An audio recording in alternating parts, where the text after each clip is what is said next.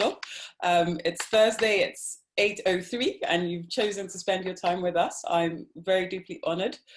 For those of you who don't know me, my name is Nena Onuba, and I'm the founder of LBB. LBB is a British independent vegan skincare and wellness brand. And we started about a year ago. So this is actually also a part birthday celebration for LBB turning 1. LBB is short for Life is Beautiful in Balance. And that's because I know that true beauty really starts from feeling well inside.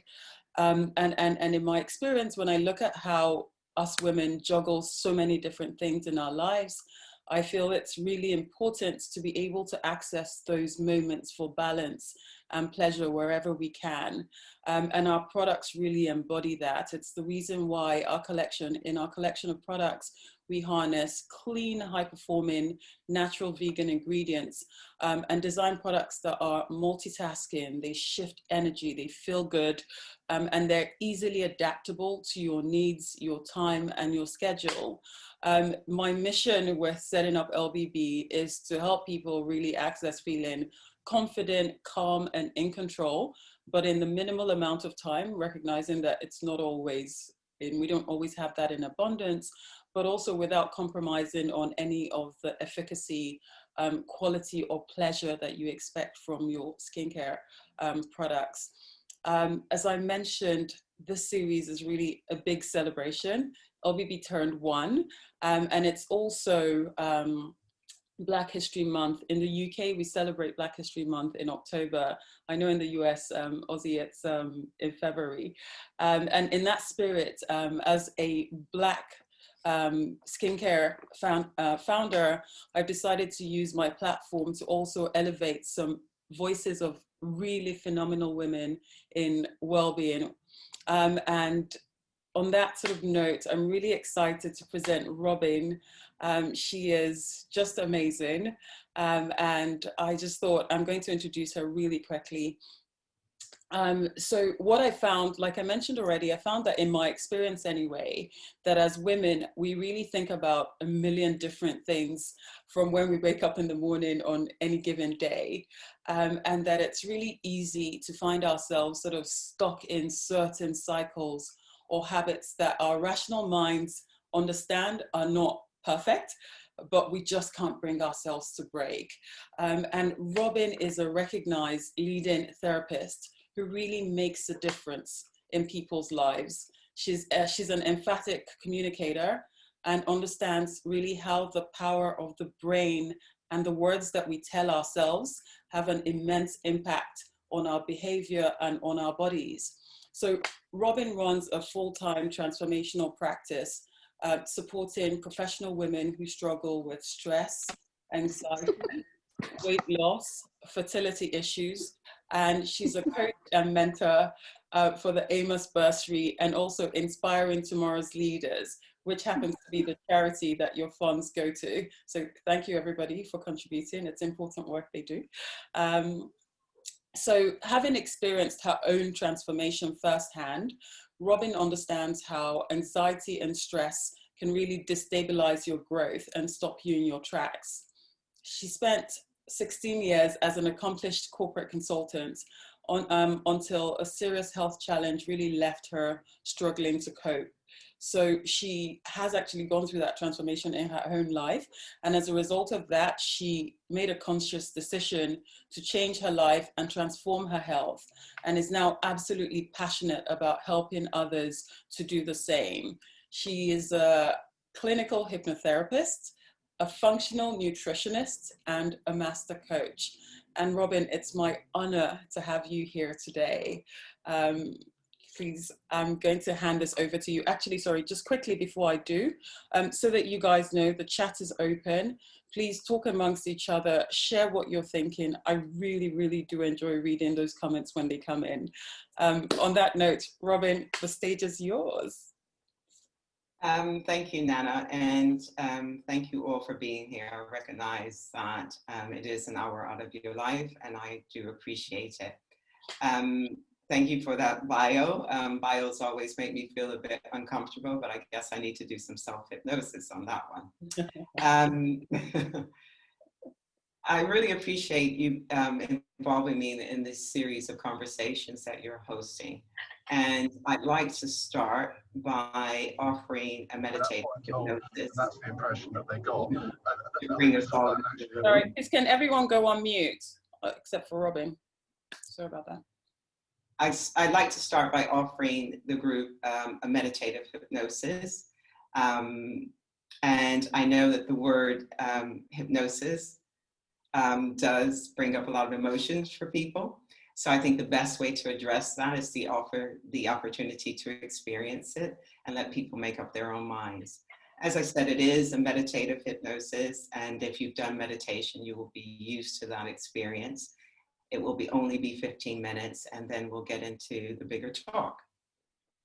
So if you'd like to join me, the way that you could do that is I'll demonstrate. If you just look up as high as you can, as if you're looking into your own eyebrows, and then just listen to my voice and follow the things that I'm saying and enjoy the meditative hypnosis. So kind of let's get started. So if you're all feeling comfortable, I would suggest you sit comfortably. And if you just kind of look up as high as you possibly can, as if you're looking into your own eyebrows or a real or imagined spot overhead.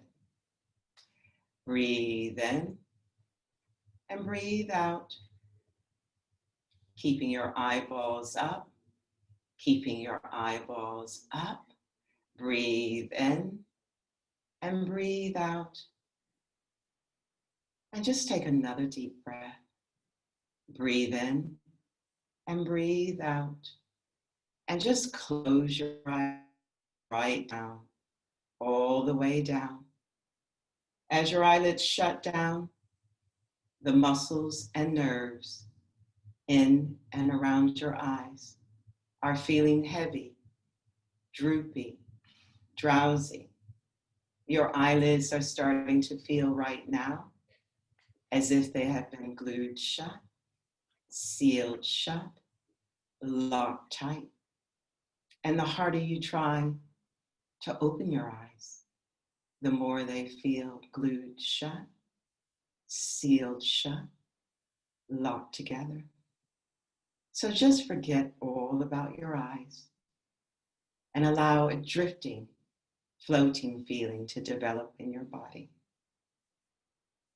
Just allow the relaxation to flood through your body. Now just drop your chin a fraction so you get that same looking down sensation you get when you look down a flight of stairs. And as I count down, you can feel your feet, hear your feet, treading each step as you go deeper. Right now, you're on step 10, and every muscle, every nerve turns loose, lets loose as you go deeper. You're taking step 9, and you can see your feet making contact with every step as you go deeper. You're on step 8 now. As you go deeper and deeper into an awareness of yourself. You're taking step 7, going deeper and deeper with every heartbeat. You're on step 6, as every sound, every noise, every movement around you takes you deeper, way, way deeper into sleep. You're taking step 5 and 4. Each muscle, every nerve turns loose, lets loose as you go deeper. You're on step 3, going deeper and deeper into an awareness of yourself. You're on step 2 now. Just go deeper, sink deeper, drift deeper.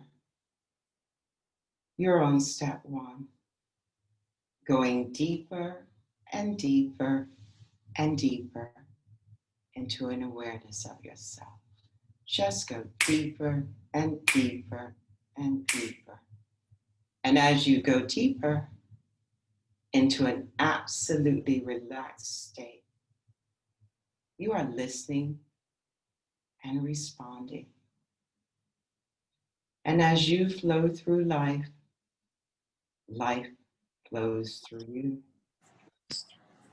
You are energized. You are empowered. You are calmly and confidently navigating through life's ups and downs in ways you didn't know you could. You are strong women. You are resilient. And you do the self-care that values you. Self-care is a huge priority for you.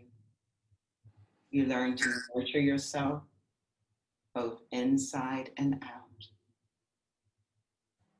You consciously take everything in your stride, knowing that you have an effortless yet powerful ability to cope in any situation. You have phenomenal coping skills. You are calm, you are resilient, you are organized. You trust yourself profoundly as you make excellent choices and sound decisions. Knowing your brilliant mind knows exactly how to do this in the most perfect and powerful way. As you go deeper, you understand a greater truth. That you were born with incredible skill and capability. You are fearfully and wonderfully made.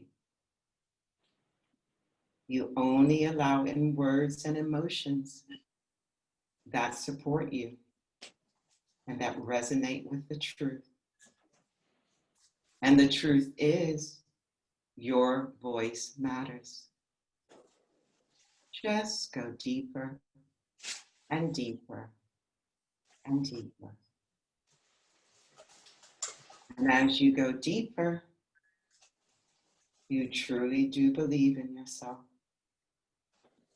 You accept that the most powerful words that you will ever hear are the words you tell yourself.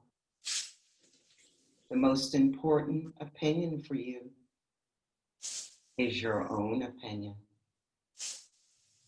And your opinion of yourself is getting stronger, more positive every day.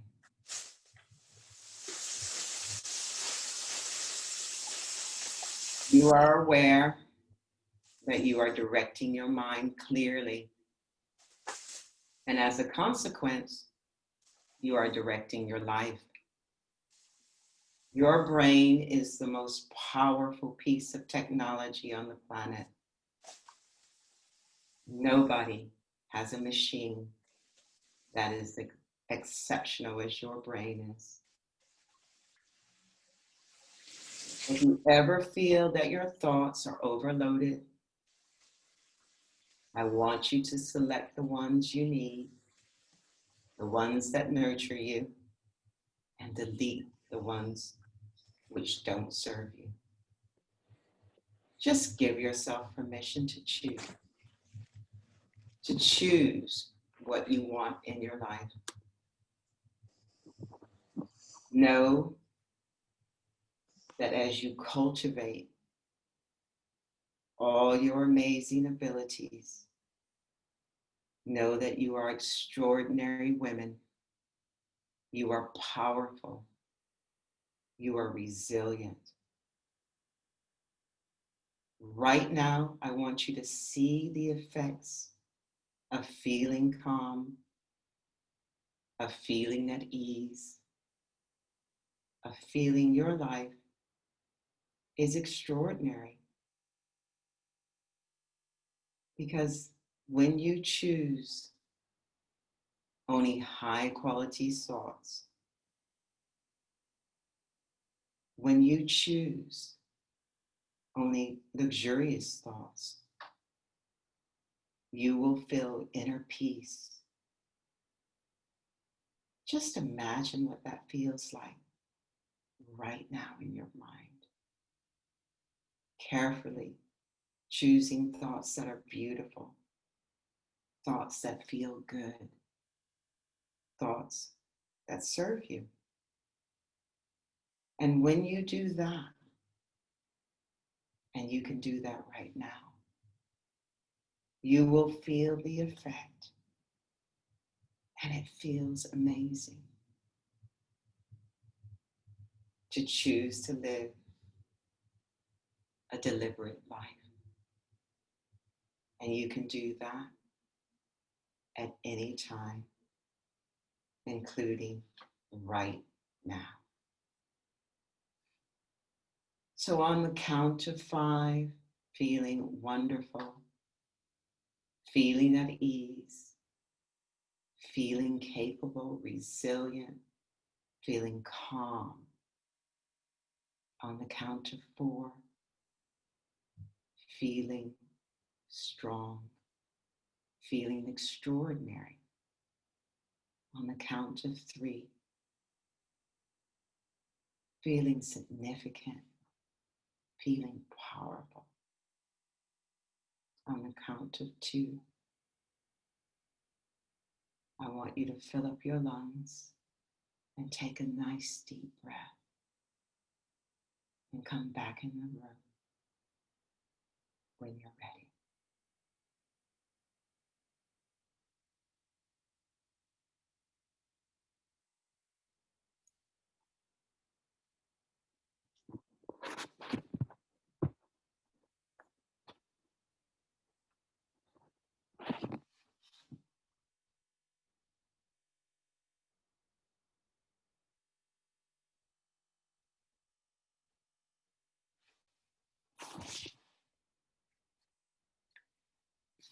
So thank you all for experiencing that. And I'm sure, hopefully, I've changed your mind about what hypnosis and meditative hypnosis means. So I'd just like to speak into how our mind works a little bit, what hypnosis is, and how we declutter our thinking. So I think of hypnosis as a state of heightened suggestibility. It influences your brain and your ability to adapt, to learn, and specifically focus your awareness. A great deal of hypnosis is self-hypnosis. It's an inside job. And so I can't do things like make people quack like a duck or, bark like a dog, which is what people think.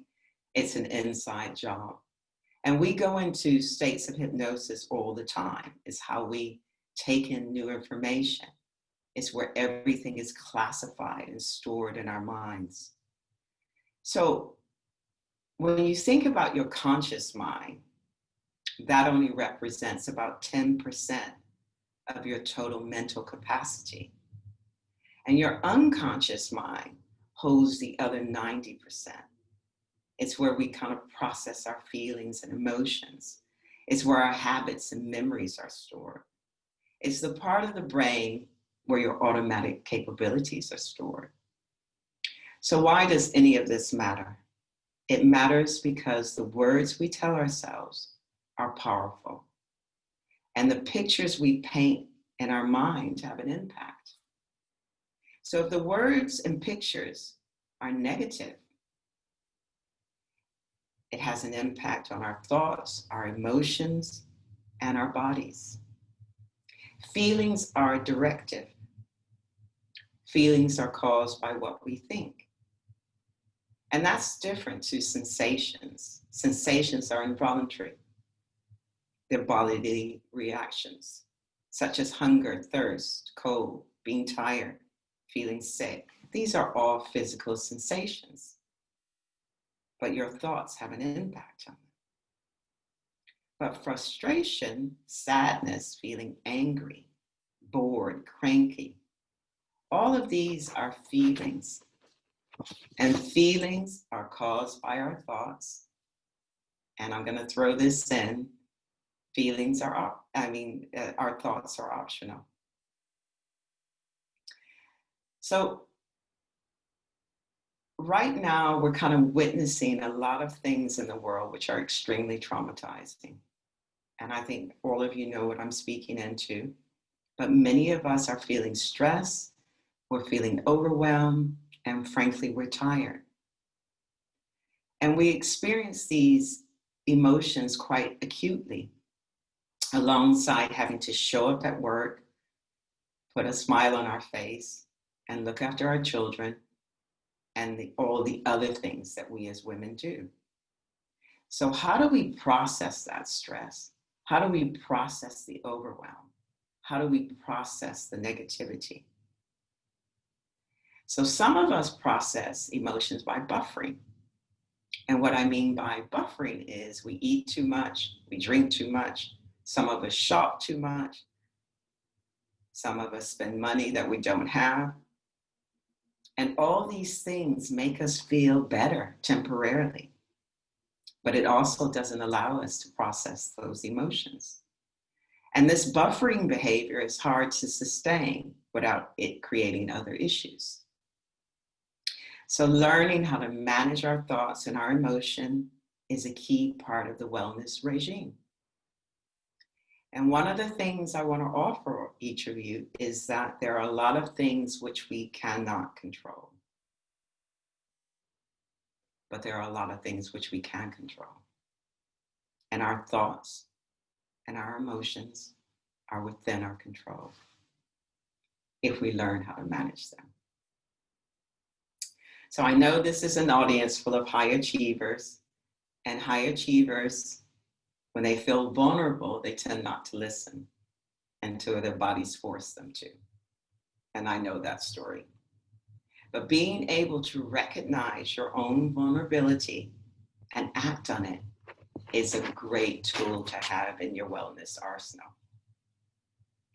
And one of the things I want to highlight is when you start to listen to your body and understand how to process your thoughts and have an awareness of what you are doing inside your mind that gives you the result you don't want, there are ways to change it. Hypnosis is just one of those ways, but it starts with cleaning up your thinking. And that's what I'm speaking into tonight.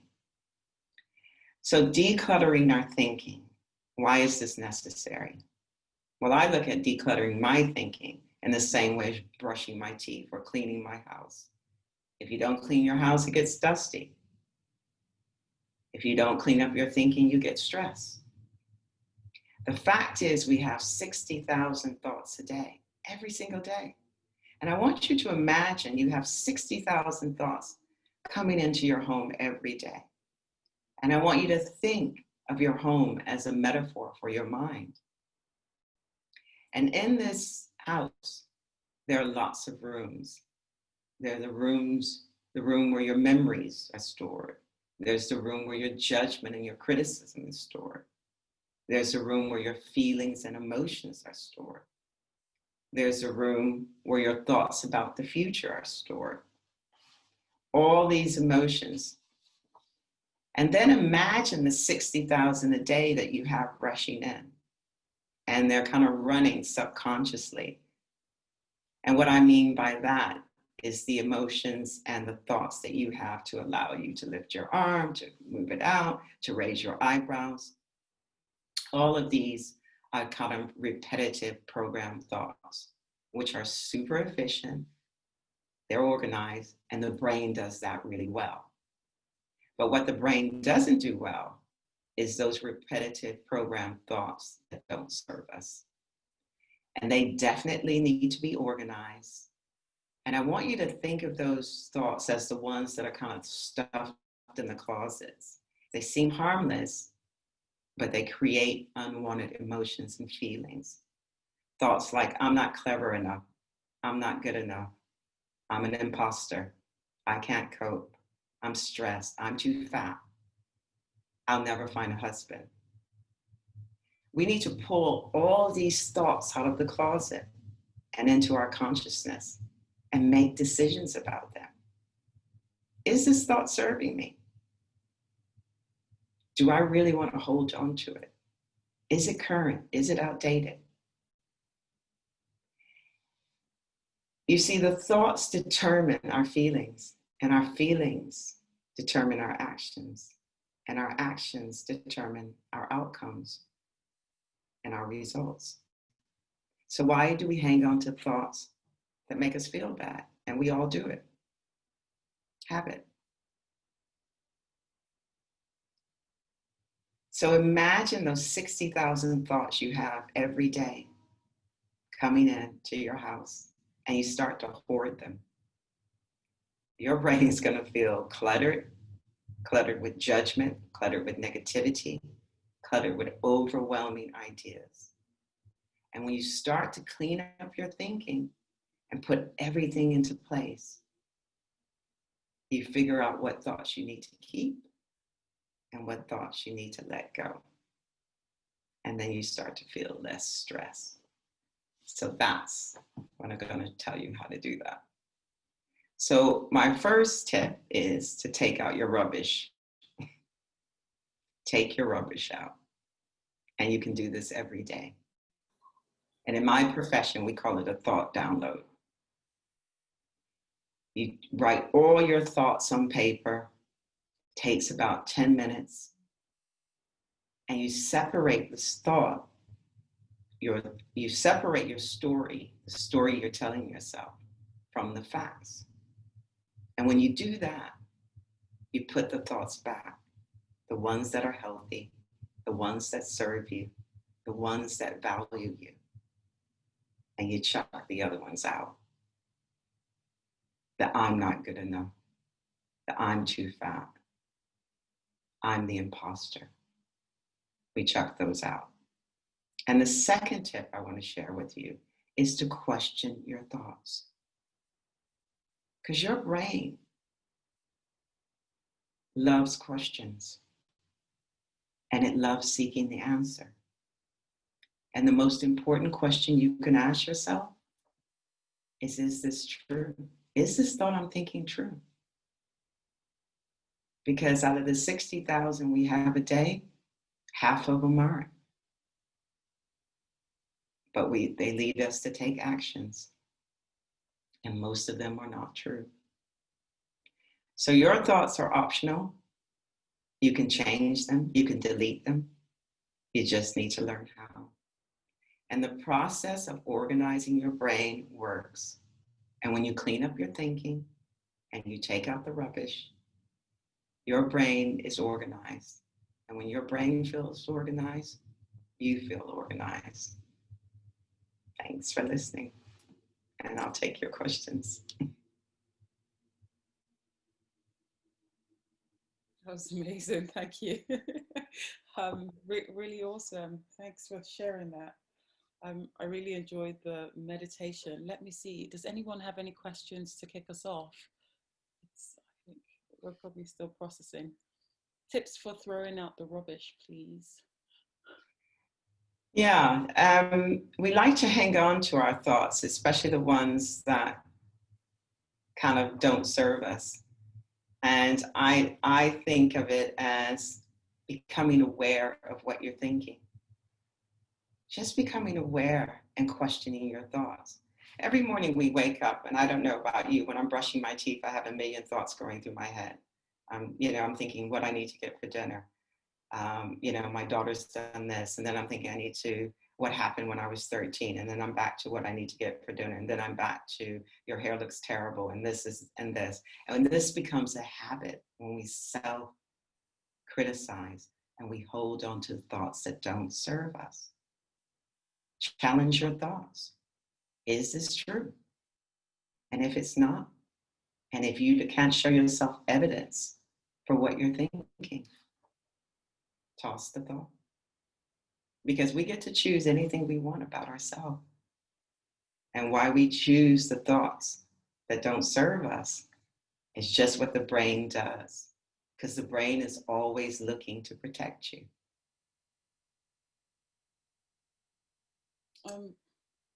Thanks for that. That's really interesting. But as I listen to you, as someone who has lots of thoughts and lots of them that annoy me, I think it's easier said than done, because the issue is rationally, I know I don't believe those things, but clearly it comes up, right? You know, I read this a lot. We talk to ourselves in a way that we would never actually speak to anybody else. I'm very guilty of that. So I guess the question I have is, how do you really start to shift the needle? Because telling me to write this down and not to tell myself that is helpful, but I've been trying that for a while and nothing's changed. So. It starts with awareness. Awareness that you get to think that whatever you want. And if you want to sit in the space of allowing yourself to continue to think those thoughts, then you're creating evidence for the thing that you don't want to happen. So I'll never get that job because I'm not smart enough. And if you're telling yourself that, that thought creates the feeling of maybe unease and lack of attention. And then that feeling creates actions that you don't prepare for the job, that you ruminate. And then those actions, you prove your thought. You don't get the job because you're too busy ruminating and you're not taking the action you need to take. So our thoughts create all of our actions. And we get to choose the thoughts we want to think. And when you just take that, just think about that. Your thoughts create your actions, and the thought may not even be true. And so really becoming aware and questioning your thought. Is this true? Do I have evidence for this thought? And if I don't, I let it go. And thought work is not easy. It needs to be practiced. Just like punching yourself in the face every morning and saying, I'm stupid, I'm this, that is the same thing. We do it because it's a habit. So thought work needs to become a habit in the same way. That's powerful. It resonates with me. It's like I have this 6-minute journal that I write things in, and listening to you, I'm like, okay, I do daily affirmations. I think I actually need to start downloading those thoughts that come up more proactively. But we're getting some questions. How do you feel about stepping away from negative events you don't want to participate in deliberately? That's from Ali. So stepping away from negative events that you don't want to, if something is making you feel bad and you don't want to do something, make a decision and back yourself. When we start to back ourselves in the decisions that we make, that feels better than participating in something that you don't feel in yourself and honesty about. So make your decision and back yourself. And then look at all the reasons why you don't want to attend an event. Not the reasons that you should, the reasons that you don't want to attend the event.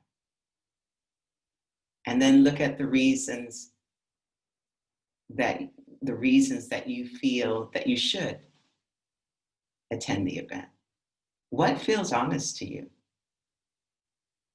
Why are you doing it? Question yourself. Your brain knows the answer. It's just like we think doing certain things makes us feel better, but it makes us feel better temporarily. And then the honesty of what we're feeling comes back. So I'm going to go on that diet on Monday. And every Monday I find a reason not to do it. And that reason not to do it makes me feel bad. But the fact that I don't do it makes me feel bad as well. So you have to take a decision and back yourself. And it's always the right decision because you've taken it. That's powerful. It's constantly reaffirming yourself. Ali, did that did that answer you? And please, I think actually there are only 19 of us, so we can just speak up, to be honest. Ali, did that help? I can't see. Anyway, I'll move on. Yeah, all good, all good. I gave you a thumbs up. Oh, great. Sorry, I can't see I'll put that back up. Fantastic. Okay. So Simone's question is, are there daily practices we can do to manage the sabotage thoughts? Yes, Simone. If you're having the same sabotaging thought, I do something called the model, and we don't have long enough to introduce it here. But downloading your thoughts and separating what is your story you're telling yourself versus what is the actual fact of the story, and then looking at it, is the thought that you're having, what is that feeling? That's if it's the thought that I'm sabotaging myself, why are you sabotaging yourself? And when you sabotage yourself, how does that make you feel? And that feeling, what does that feeling cause you to do? And it's probably creating evidence for whatever you're sabotaging yourself for. But I need to know a little bit more about what it is you're sabotaging yourself for to kind of get further into it. And I'm happy to take that question if you want to send me an email. But sabotaging yourself, again, is thought work. Really questioning why you are having that thought about yourself. And sabotage usually is linked to, I think that I'm not worthy of doing whatever it is. So let me sabotage myself so that I don't have to do it. So in hypnosis, we always say your words are powerful. I don't want to take that meeting tomorrow. I'm really nervous about taking that meeting tomorrow.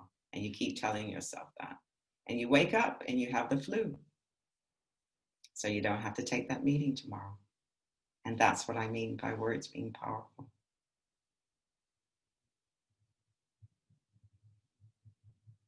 Interesting. That was really helpful. We have a question from Veronique, and is there a course or a book you can recommend? I feel like I need to practice. Byron Katie is fantastic for thought work. Her books about how we feel about ourselves, Byron Katie. She is the master of thought work.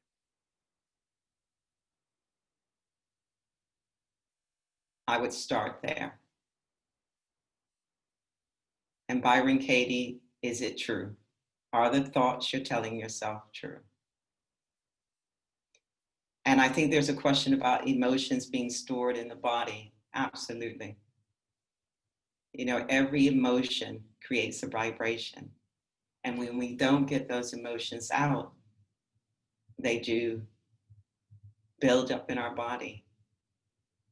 And sometimes this manifests itself as illness.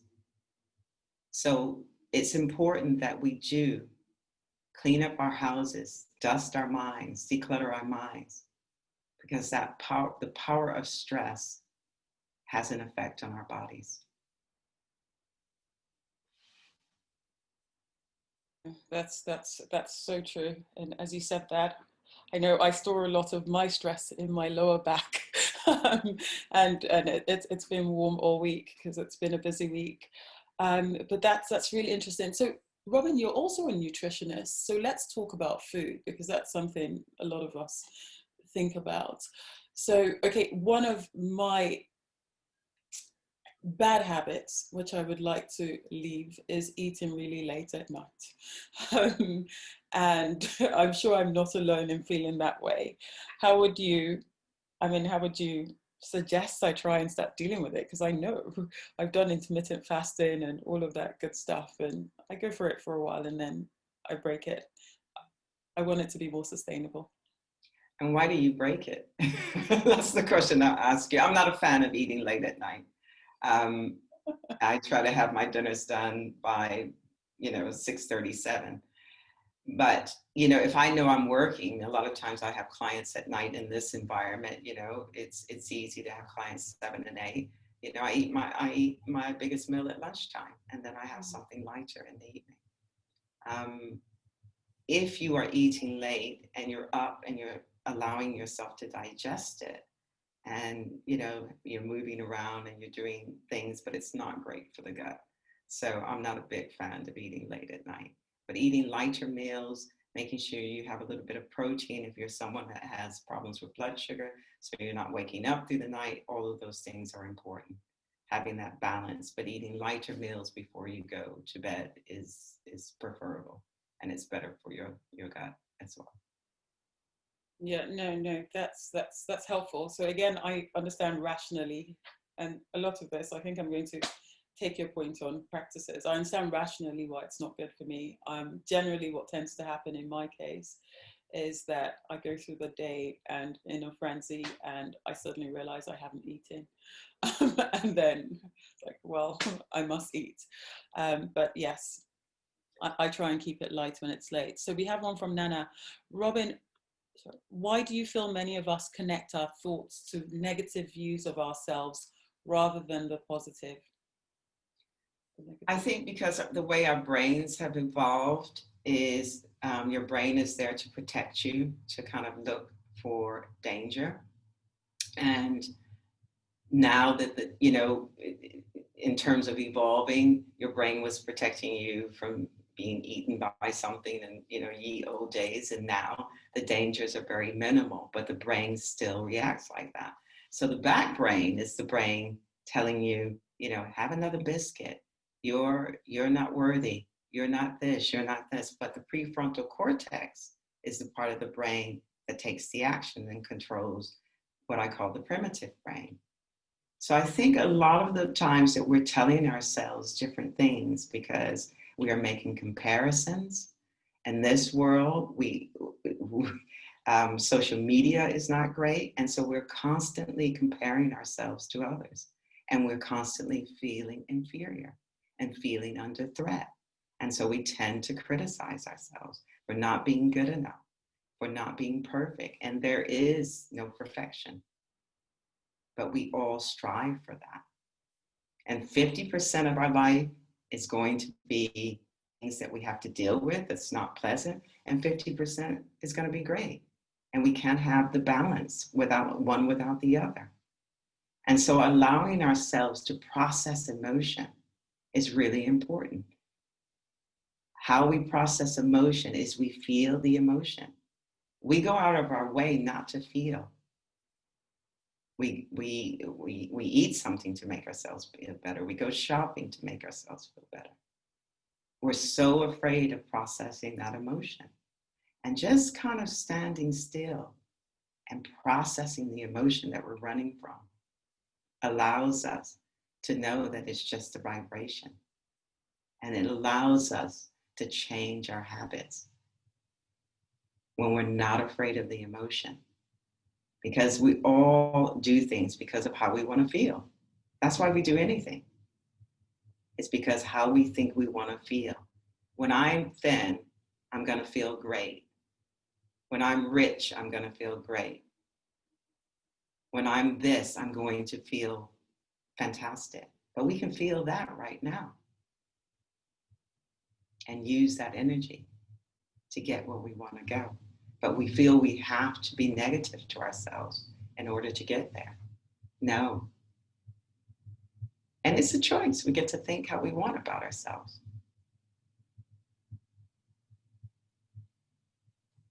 A lot of what you were saying resonates with me. That's good. We have one from Erin. you talked about giving everything words. It seems like I would have to trust that those 10 minutes I dump the thoughts each day are done with the right words, and that in time it could help. How will I recognize the results? So I think Erin's talking about the thought download. Yeah. Yeah. And so the thought download is not really, you do it without analysis or judgment, Erin. You just write down the thoughts that are coming into your head and write them all down. And the purpose of that is to get them out of your head. And then you look at them and you weigh whether they are the stories you're telling yourself or they're actual facts. And if they're not facts, those things on paper are just thoughts that you're having. And we have 60,000 a day. Most of them are not true. They're just thoughts we're having. My husband doesn't take out the rubbish. And I'm like, he's ridiculous. He doesn't care about me. And that's just, I'm going over the top. And actually, the truth is, he just didn't take out the rubbish. But what I'm telling myself is that means he doesn't care about me. So that's the story I'm telling myself versus the fact he just didn't take out the rubbish. And so when you start to separate the story you're telling yourself from the actual facts, you'll see that a lot of it is just not that important. Those thoughts can be just chucked in the bin. And that's the purpose of doing the thought download, is to get those thoughts out of your head and to make room for thoughts that serve you. How do you want to feel? Instead of how you don't want to feel. How do you want to feel? What's a thought that can serve you? What's a thought that feels better? What's the thought that brings you joy? Rather than what is terrible about me. Mm. So when you choose that thought, that feels better than choosing the other one. Yeah. So, yeah, just listen to you speak. I think about situations. So when I'm calm and rational, I'm able to download thoughts easily. But you talk about fight, you talked a lot about the brain. When I'm sort of in a panic and I start filling my head with silly thoughts, do you have any tips on how to get out of that fight, fright, freeze mode when I'm not functioning at my optimal, but it's probably at the time when I really need to reaffirm strong positive thoughts to my mind, but I just can't access them. Do you have any tips for coping with that? Meditation, bilateral stimulation, when people are in an anxiety mode, passing things from side to side and just saying, I'm calm, I'm safe, because anxiety works on one side of the brain more than the other. And so by really, going right brain, left brain, I'm calm, it just brings things back. Now, look, when we're in our own mess, nobody can kind of see it, including me. Logic and emotion wins every time. We know logically what we should and sometimes should be doing, but emotion is stronger than logic. So as you say, when you're in your panic, when you're in your soup, as I call it, you don't see it.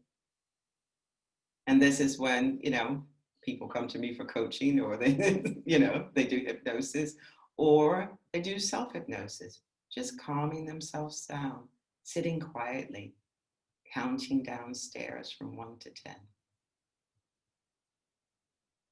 And just really centering yourself, centering your mind, and just allowing yourself to just center yourself. And then going back to that thought and asking, is it true? Is what I'm thinking true?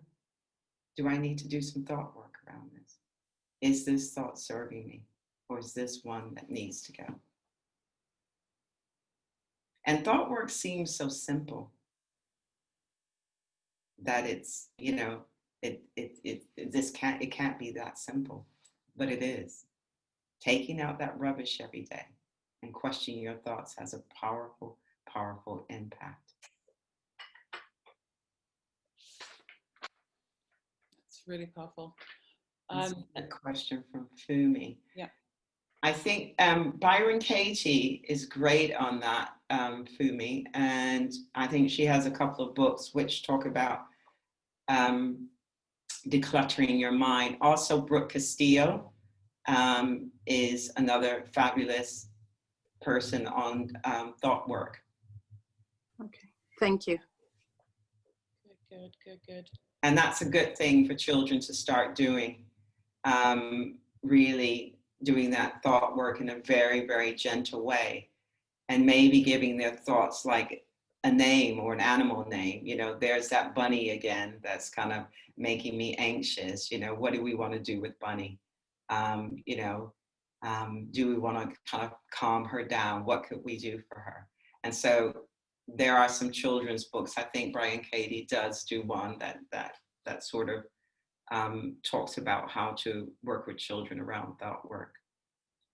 But children are much more open with this, and I use something called the shining diamond for children. You know, I have this paperweight diamond, and I show it to them, and I say, you are this beautiful diamond, and a diamond has lots of facets. And how are you feeling? And they'll say, well, I'm feeling like I'm ugly, or I'm feeling like nobody likes me. And I write those all on sticky papers, and I stick them all over the diamond. And I let them know, now, if I take this diamond, I can still sell it. It's still valuable with all of these things on it, because underneath, when we take off all those things, it's still a beautiful diamond underneath. And that is something that when we work with children, we use the shining diamond analogy.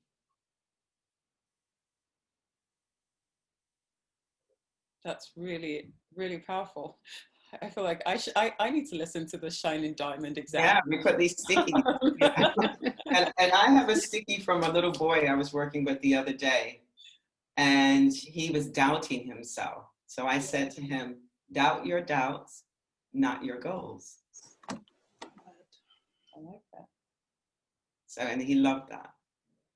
So we put all the stickies on the diamond, and then we take them off, and he could still see this diamond was still beautiful, still priceless. And that's for all of us. That definitely resonates with me.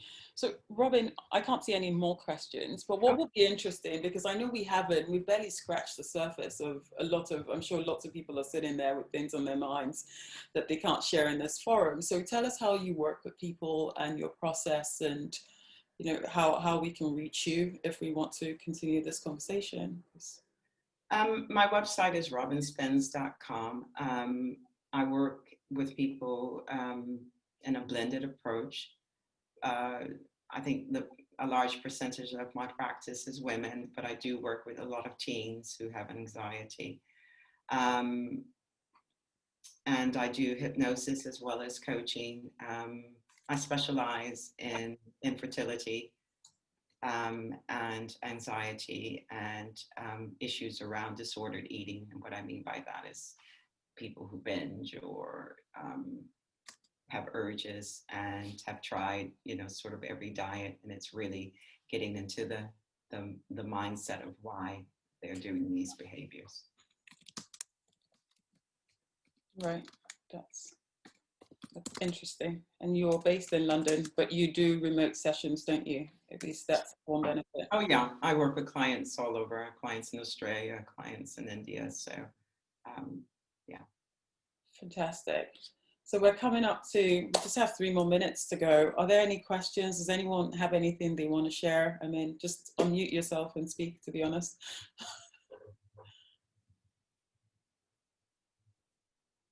Yep. Thank you, Robyn and Nena. Thank you, Kay. Thank you everyone, and thank you for participating in the meditative hypnosis. I hope you enjoyed it. Thank you, Robyn. Robyn, that was beautiful. Thank you so much, and thank you for taking the time to come and do it for us. Oh, you're very welcome. Thank you, Yuri. Thank you so much. Thank you. Thank I think you you give very us much. the powerful reminders of the things that we just don't do. You know, there's so many obvious things that we do where we pull our bodies around and make ourselves do all these things. But, you know, you're right, all these thoughts are happening all the time. Responses to that, those things that say, gosh, you're so tired, just don't do it. And then you do it anyways, and we ignore, in a way, like we pull ourselves, don't we? And so we're just crashing. And that's what I was speaking into. And a lot of us who are kind of, you know, high achievers, we just don't listen until we do that. And the thought's been in our head for weeks, days. You know, I'm really tired. I'm not listening to my body. And then we're forced to listen because we become ill. And then, you know, we look after ourselves for that small amount of time, and then we jump headlong back into the old behavior instead of sort of thinking about, you know, what got me to this place in the first place, and what wasn't I listening to, and how can I start to myself in future. So that's a great point. Thank you. Thank you so much. I'm absolutely going to find myself a notebook as my thought diary. I'm really curious to see what I actually end up with after a week of just recording what's coming into my mind, because it sounds, listening to you the first time, it sounds simple, like you just said, Erin, but I'm going to be curious to see what actually happens, because there was a simple exercise I did in lockdown when I was feeling all over the place, and I can't remember where I picked it up, but it was the energy diary. Each day I'd record my feelings twice a day, in the morning and the evening, and I would just record a word on how I was feeling and a scale of 1 to 10. And the insights I had from a week later of doing that, and actually then reflect, and it's the awareness piece you talked about, because that's half of it. So it's like, oh, these are the activities that give me energy and make me happy. These are the ones that are draining me. That simple exercise was so powerful. And so I'm definitely going to take that one away and practice it. And even words, you know, why am I repeatedly telling myself the same word about myself? What does that mean? You know, what does that mean, and why am I doing that? And just that awareness of that, I think is powerful. And when you have the awareness that you're doing it, then you have the possibility to change it. Yeah. But without the awareness, you know, we just continue with the same behavior. Yes, Really. indeed. Anyway, I think we can wrap up. I can't see any other questions. Thank you so much, Robyn. I've gotten so much out of this. I really enjoyed the meditation. I might be coming back to you for that one. You have such a smooth and relaxing voice. I might go back and just play this back to myself over and over again. Yeah, I should have done a tape for all of you, but so I could have, yeah. Thank you all for being here. And thank you, really, to everybody else who's joined. I will share, I mean, unless anyone has any objections, I will share the recording with all of us so that we at least have all of these nuggets as something we can reference and access even after today. So thank you. Just so you guys know, this is day 3 of a 7-day session. Next week, I think that's for me. Yes, it is for me who I think it is. So next week we have 2 sessions. On Wednesday, there is the self-care planning with Yvette Ankara. And in that session, I mean, she has this method she goes through that really gets us to focus on our self-care and come up with a plan for how we're going to pay attention to that sort of underserved area of our well-being. And on Thursday, I have Fumi Akinyi, who is just, I don't want to spoil it, but let's say whilst in lockdown, we were all doing whatever we were doing. Fumi started a secret millionaire investment kids club to really empower children, because, you know, how our children or the children in our lives feel is a great source of anxiety for us. And so empowering them with that financial confidence is an important part. And she started this movement. Fumi can tell us more about it if you join us, but you have to hear the story, because I did, and I was just in chills. But it's going to be a fun session. So I'd say tell your friends. You can still book. All the funds that are raised from the tickets are given, we're donating to charity. The charity is called Inspiring Tomorrow's Leaders. And they do important work matching children of Afro-Caribbean descent with mentors and resources, and people like Robyn, you know, work actively with that practice to really help those children, lift them out of the disadvantaged backgrounds they're from, and really give them opportunities and create leaders for the future. So it's important work. So the reason I'm saying that is I know you think about it as £5 per ticket, but please give charitably, just give by the 20 is what I'm saying. So thank you all for your time, and I hope to see some of you back next week. LBB is on lbbskin.com. We have an offer currently, a 20% off offer for to celebrate our birthday. I hope you guys